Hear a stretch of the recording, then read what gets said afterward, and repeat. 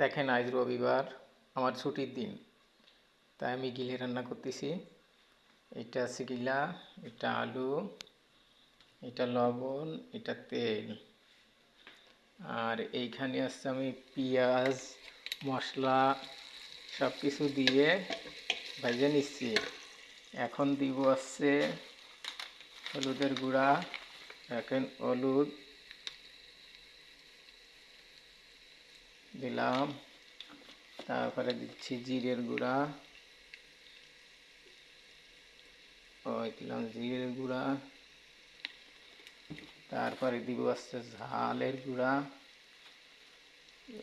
1 চামচ গুঁড়ো ঝাল দিলাম, 1 চামচ, আর পুড়ে গেল। এই দেখেন 1 চামচ গুঁড়ো ঝাল দিচ্ছি, হালকা একটু ভেজে নিলাম। এখন যেরাম বুঝি সেরাম দিচ্ছি কিন্তু।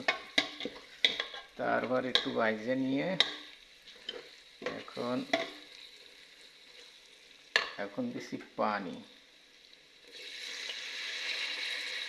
এইটা মশলা করব, মশলা করার পরে তারপরে দেবো গিলে।